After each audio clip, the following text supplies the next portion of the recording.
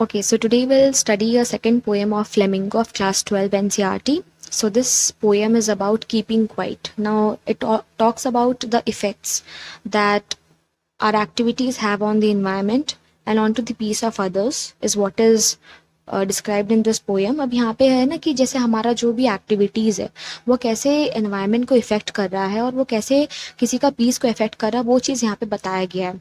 तो ये एक एक करके समझते हैं. जैसे सबसे पहले हम लोग पोएट का बारे में पढ़ते हैं. वो Pablo Neruda is the pen name of Neftali Ricardo Reyes Basoalto was born in the town of Parral in Chile. तो इनका पोएम जो है ना वो काफ़ी ईजिली ये बहुत सारे इमेजेस यूज़ करते हैं जो इनको नोबेल प्राइज़ भी मिला है लिटरेचर में 1971 में. तो यहाँ पे क्या है ना वो बात करते हैं कि कैसे चुप रहना और चुप रह के कोई चीज़ सोचना, अपने एक्टिविटीज़ के बारे में सोचना, जो कि यहाँ पे ये वर्ड यूज़ किए इंट्रोस्पेक्शन का. तो और ये क्या है ना और कैसे म्यूचुअल अंडरस्टैंडिंग आए ह्यूमन बींग्स में उसके बारे में बात किया गया है. तो स्टार्ट होता है ये पोएम का. Now we will count to 12 and we will all keep still. For once on the face of the earth, let's not speak any language. Let's stop for 1 second and not move our arm so much. तो यहाँ पे जो 12 के बारे में बताया गया, this 12 is symbolic of the time. अब ये हम लोग का आवर्स भी हो सकता है, ये हम लोग का मंथ भी हो सकता है. टाइम को डिनोट कर रहा है यहाँ पे 12. एंड यहाँ पे वो बता रहे कि एक बार बस एटलीस्ट फॉर 1 सेकेंड में हम लोग कुछ नहीं बात करते हैं और एटलीस्ट रुक जाते हैं. और यहाँ मूव आर आर्म्स का सिंबॉलिक मीनिंग है कि चलो हम लोग जो भी काम कर रहे हैं अभी वो काम को एक बार छोड़ देते हैं और चुप रहते हैं. ठीक है. अब यहाँ पे नेक्स्ट स्टैंजा में ये पोएट बता रहे कि it would be an exotic moment without rush, without engines, we would all be together in a sudden strangeness. अब यहाँ पे कहना जैसे कोई भी लोग अगर साइलेंट रहते हैं तो एक स्ट्रेंज लगता है, एक ऑकवर्डनेस फीलिंग लगता है.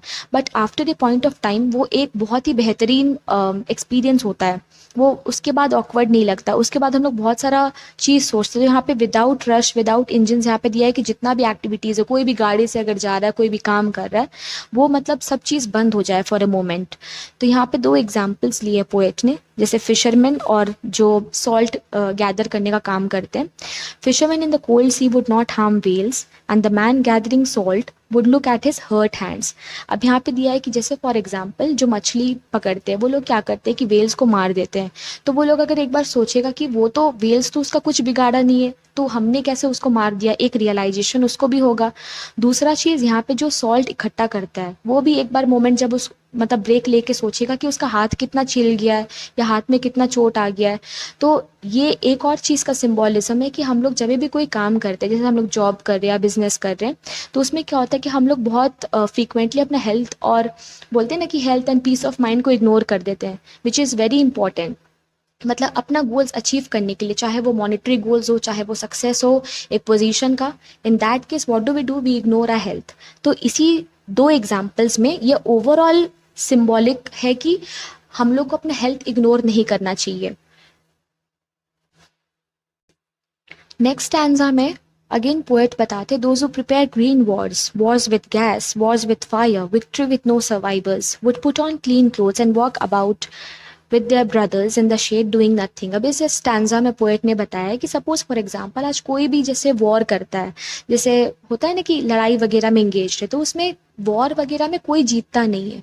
इवन अगर किसी कंट्री का, किसी आदमी का अगर जीत हो भी जाता है, लेकिन उसको बहुत सारा नुकसान होता है, चाहे उसके फैमिली मेम्बर्स का नुकसान होता है या फिर उसका खुद का हेल्थ का नुकसान होता है या फिर उसका इकोनॉमिक कंडीशन का नुकसान होता है. तो वो सारी चीज़ बताया गया. तो यहाँ पे पोएट बताते हैं कि जो भी लोग जो वॉर में इंगेज्ड है वो लोग क्या है ना मतलब अच्छा कपड़ा पहन के, क्यों भाईचारा का मतलब होता है ना कि एक मैसेज को स्प्रेड करें, वो उस चीज़ को ज़्यादा से ज़्यादा फोकस करवाएं. अब एक चीज़ यहाँ पे पोएट बताते हैं कि what I want should not be confuse with total inactivity. Life is what it is about. I want no truck with death. If we were not so single-minded about keeping our lives moving and for once could do nothing, perhaps a huge silence might interrupt this sadness of never understanding ourselves and of threatening ourselves with death. अब ये बहुत ही important stanza है क्योंकि इसमें बहुत ही deep level का चीज़ कहा है पोएट ने. अब यहाँ पे बताया है कि पोएट बोल रहे हैं कि पूरा ही काम छोड़ देने के लिए नहीं बोल रहे. अब सपोज फॉर एग्जांपल हम लोग कोई भी जॉब कर रहे हैं, कोई भी बिजनेस कर रहे हैं, अब इसका मतलब ये नहीं कि पोएट बोल रहे कि ये जॉब छोड़ दो, बिजनेस छोड़ दो, वो नहीं. बट अपना जॉब, अपना बिजनेस में से एक पॉइंट निकालो, उस पॉइंट साइलेंस को डेडिकेट करो एंड उस साइलेंस में सोचो कि हमारा एक्टिविटीज़ कैसे एक दूसरे को हर्ट कर रहा है, कैसे एनवायरनमेंट में डेट्रीमेंटल इफेक्ट है उसका। तो यहाँ पे क्या है ना, ये साइलेंस हम लोग का सैडनेस को समझने के लिए काफ़ी इंपॉर्टेंट है। अब ये सैडनेस क्या है कि हम लोग का एक्टिविटीज़ कैसे एनवायरनमेंट को इफेक्ट कर रहा है, इस चीज़ को समझना, and this is very important. यहाँ पे वही बताते हैं उसके बाद नेक्स्ट स्टैंजा में पोएट बोलते हैं कि perhaps the earth can teach us when everything seems dead and later proves to be alive.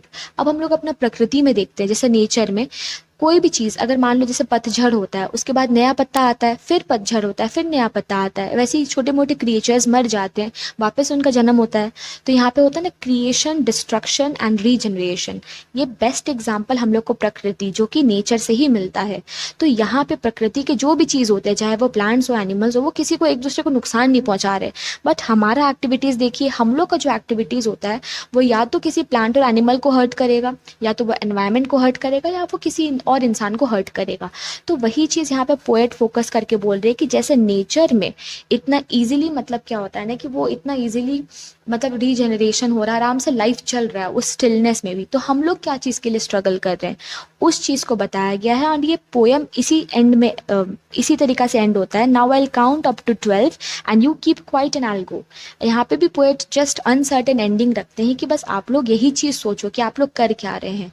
Introspection को ही फोकस किया गया है इस पोएम में, कि आप लोग सोचिए कि आपका एक्टिविटीज़ कैसे दूसरा को इम्पैक्ट कर रहा है, कैसे एनवायरनमेंट को इम्पैक्ट कर रहा है, एंड उसके बाद यही इंट्रोस्पेक्टिव थिंकिंग को एग्जामिन करने को, अपना एक्टिविटीज़ को इसी पोएम में बताया गया है।